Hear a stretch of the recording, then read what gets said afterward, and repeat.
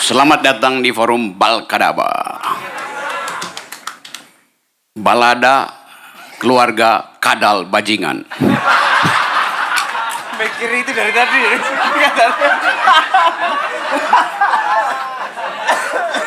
Itu pertanyaan bagus tuh. Cak Nun ada di mana ketika 98 reformasi? Ada yang tahu? Betul. Enggak, Cak Nun enggak di sana. Cak Nun ada di Jalan Cendana. Bersama tokoh-tokoh untuk menekan Presiden Soeharto supaya mundur. Cak Nun ada di situ. Tapi yang lebih penting, Jokowi ada di mana tahun 98?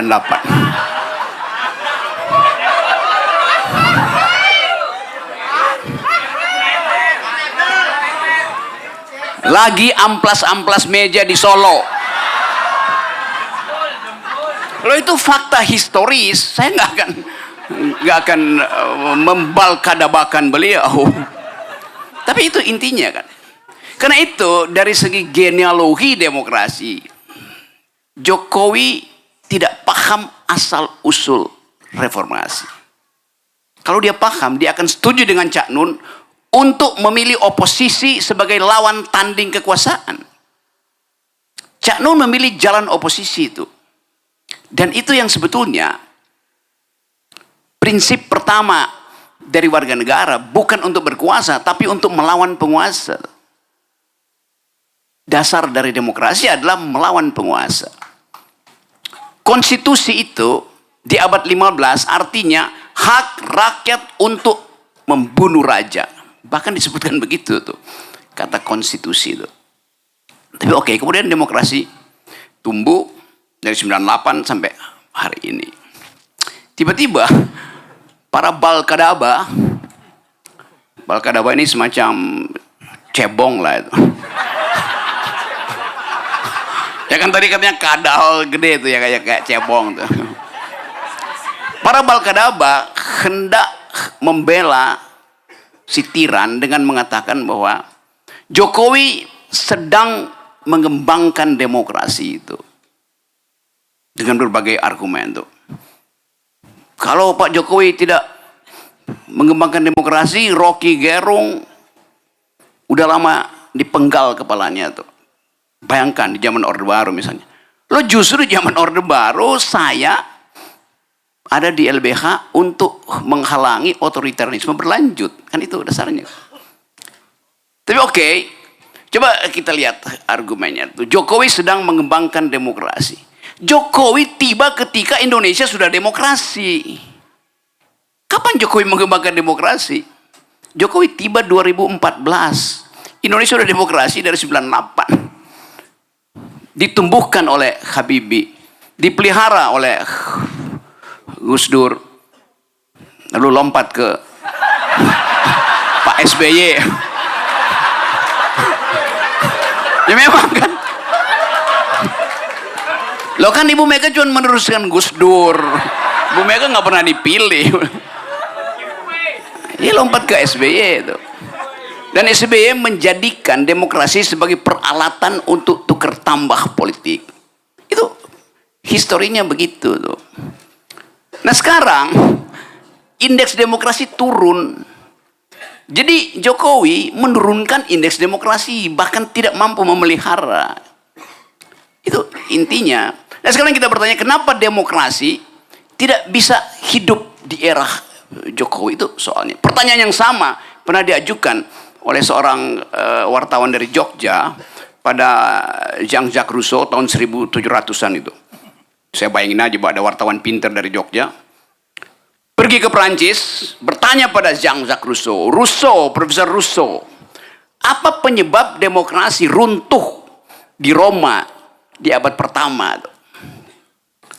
Kata Rousseau begini, demokrasi itu ibarat buah, baik buat kesehatan, tapi hanya lambung yang sehat yang mampu mencernanya. Begitu jawaban ringkas dari Rousseau. Itu visi misi Rousseau tuh, yang nggak 120 halaman. Dengan jawaban itu kita berpikir, Lambung macam apa yang ada pada Jokowi sehingga gagal mencerna demokrasi? Itu pertanyaannya.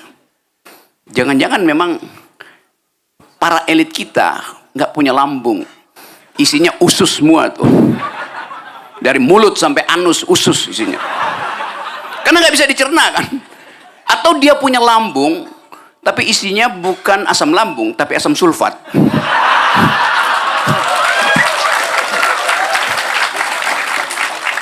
Kita berimajinasi tentang keadaan tuh. Itu Sabrang tadi mulai, kan dia udah bikin layout kan, saya cuma nambah-nambahin aja tuh. Jadi tanya kalau itu sinyalnya ada di situ sekarang. Nah, kita masuk pada kecemasan. Siapa yang mau kita pilih itu? Kita lihat baliho di mana-mana sepanjang Anyar Panarukan. Iya, saya berapa minggu lalu saya lewatin jalan itu. Isi dari baliho itu adalah Gibran, Kaisang, Jokowi, Gibran, Kaisang, Jokowi. Ya ada Prabowo di situ, tapi kan Prabowo kan ya seseorang yang dipanggil untuk mengasuh seorang anak kecil, kira-kira begitu kan. Iya itu yang berat, betul. Tapi sejak keputusan Mahkamah Konstitusi, seluruh alam pikiran kita, apalagi anak muda itu berubah tuh. Ada apa? Padahal anak muda di tahun 28 memutuskan untuk menghidupkan harapan masa depan dengan 3 dalil. Kami putra-putri Indonesia, kami pemuda Indonesia bersumpah bertanah air satu, berbangsa satu, berbahasa satu. Enggak ada sumpah keempat. Kami pemuda Indonesia berpacar satu. Enggak, harus banyak pacar. Ya capresnya aja 3, masa pacar lu 1 doang. Jadi janji historis itu yang kita bandingkan dengan sekarang.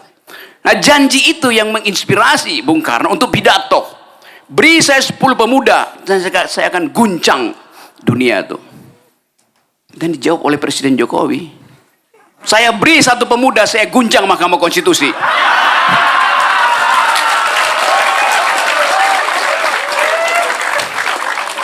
Itu yang terjadi begitu sebetulnya.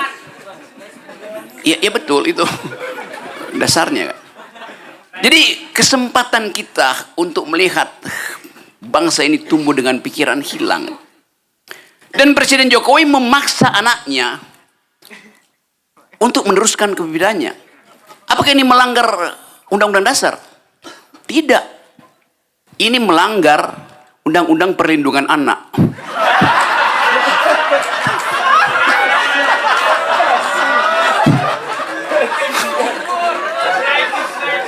Orang tua nggak boleh memaksa anak. Anak itu mesti dirawat. Jangan diumpankan di depan teleprompter. Itu dasarnya begitu, teman-teman. Nah, kita mau olah wilayah ini dan memulihkan kembali alam pikiran kita tentang demokrasi itu.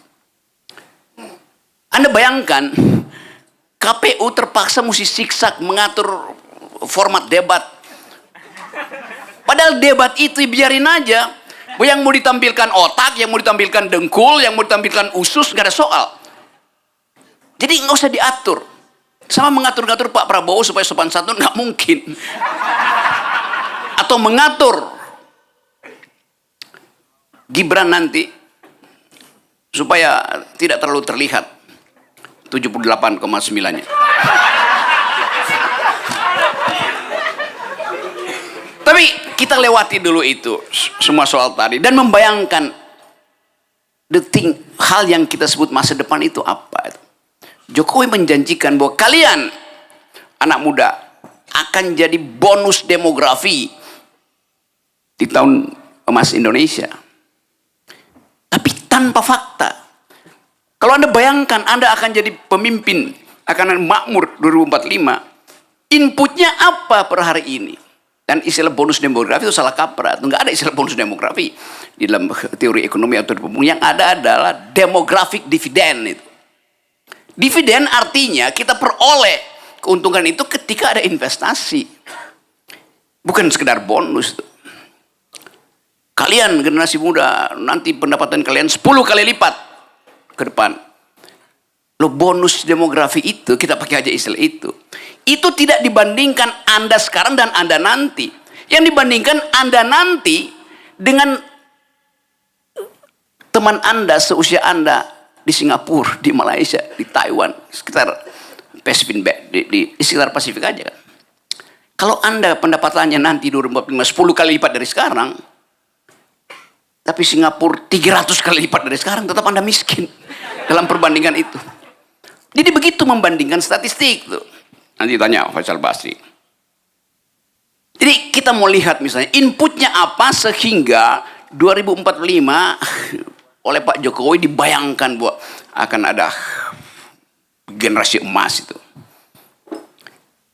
Malam ini ada 19,9 juta rakyat Indonesia tidur dengan perut kosong.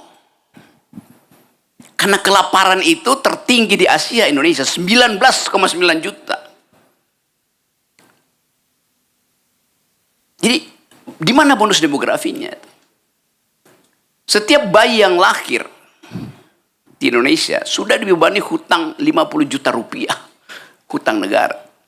17.000 triliun itu dibagi ke potensial bayi lahir. Setiap bayi lahir sudah dibebani hutang 50 juta rupiah. 1 dari 4 bayi yang lahir hari ini mengalami kekurangan pikiran karena nutrisi otaknya tidak disuplai secara cukup oleh negara. Namanya stunting. Prevalensinya 25%. Jadi Anda bayangkan generasi yang dibayangkan oleh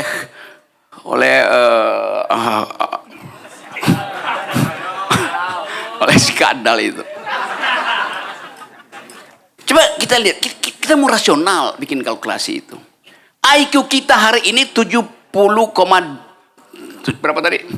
78.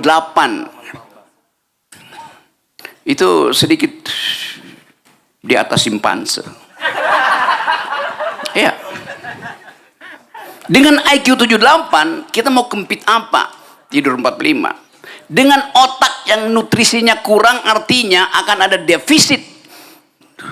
Bayi-bayi kita, kemampuan berpikir akan drop 75%. Dengan beban hutang. Jadi kalau disurvei, rahim mak-mak hari ini yang lagi hamil, pasti ceria karena membayangkan yang akan dia lahirkan adalah sebuah generasi emas dengan harapan maksimal. Ibu-ibu hamil, wanita hamil, merasa bahagia karena di dalam rahimnya ada generasi emas. Begitu disurvei misalnya oleh Kodari. Ya. Ya kan Kodari yang survei bahwa IQ Gibran itu di atas Mahfud MD itu. Karena itu sekarang Pak Mahfud lagi cemas itu buat debat dengan Gibran. Latihan terus Pak Mahfud. Gitu. Kodari bikin survei. Emak-emak senang ada bayi yang akan menghidupkan harapan Indonesia. Yang disurvei emak-emak pasti senang. Semua perempuan hamil pasti senang. Tapi coba survei pendapat si bayi di dalam rahim. Hai bayi, kamu mau lahir enggak? Bayinya bertanya. Syaratnya apa? Kalau Anda lahir, Anda bayar utang.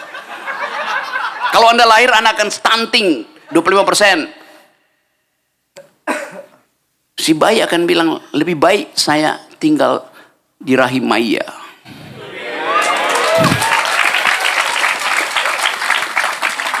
Itu bayi berakal sehat. Dasarnya itu. Jadi bayi-bayi ini yang sedang dibujuk oleh bajingan kadal tadi untuk masuk di dalam imajinasi seolah-olah 2045 akan ada kebahagiaan. Indonesia emas. Kata si bayi, tidak mungkin Indonesia emas itu saya capai melalui kaleng kongguan.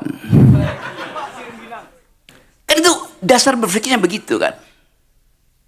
Jadi kita kita bukan pesimis terhadap keadaan, tapi fakta-fakta itu menunjukkan bahwa kita mesti hentikan soal-soal ini.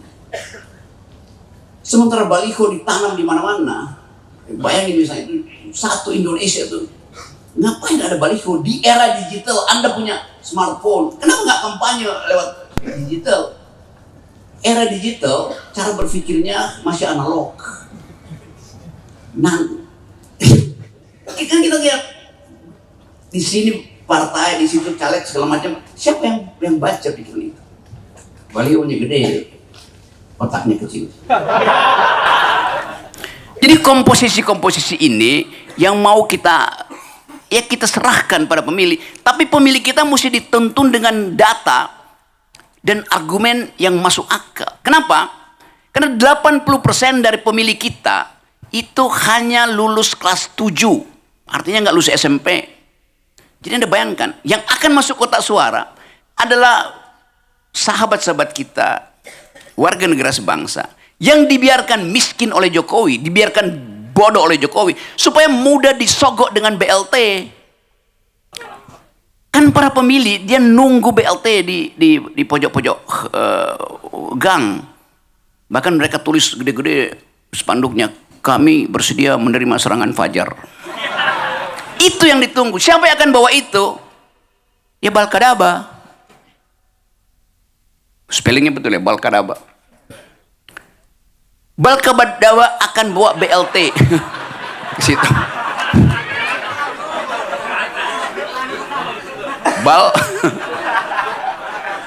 Ya apalah namanya.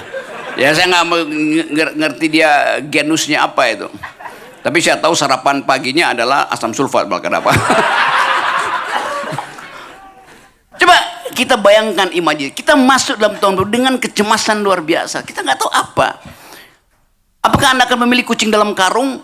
Tidak. Karena karungnya bolong, Anda tahu mana kucing maling di situ.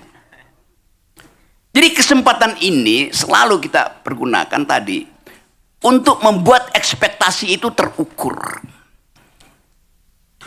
Sementara keadaan di luar negeri memaksa kita untuk mencoba meraba-raba itu dunia di masa depan seperti apa nanti itu.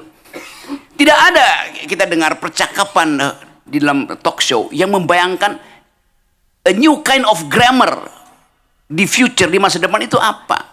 Gak ada yang bahas.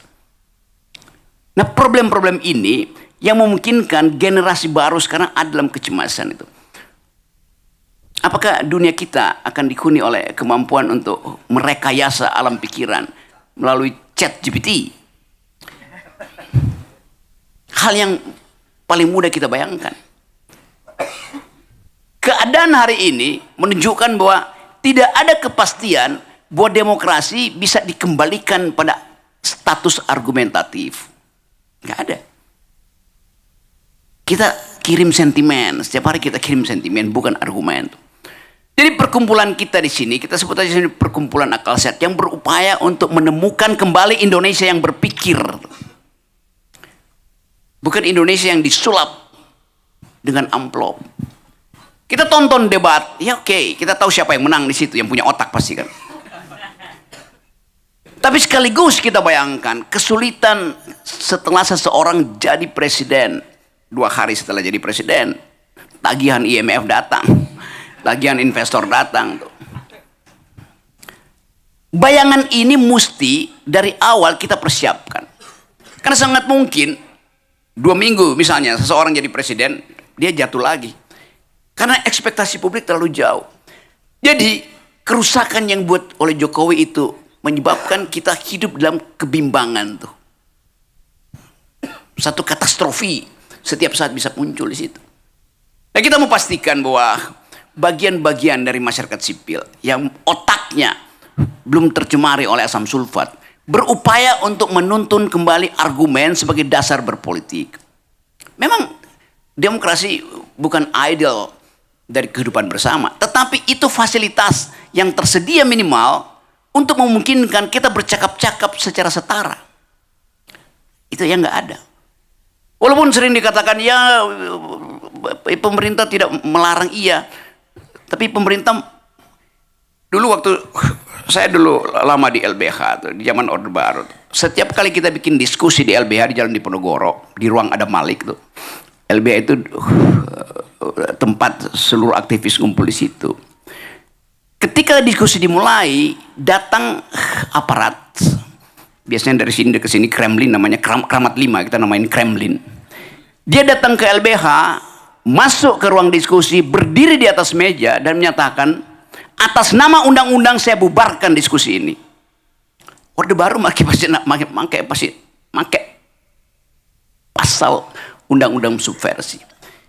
Jadi diskusi itu dibubarkan, bukan dilarang, dibubarkan.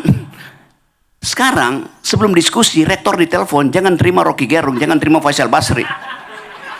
Kan lebih sublim otoritarianismenya kan. Itu kejahatan yang ada di dalam otak seorang tiran sebetulnya. Nah, komposisi ini yang akan kita hitung nanti.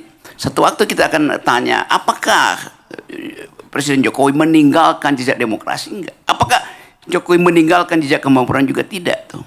Zaman Pak Harto, sumber daya kita dieksploitasi yang namanya konglomerat. Pak Harto kasih izin, terutama kayu di situ, mungkin batu bara masih sedikit.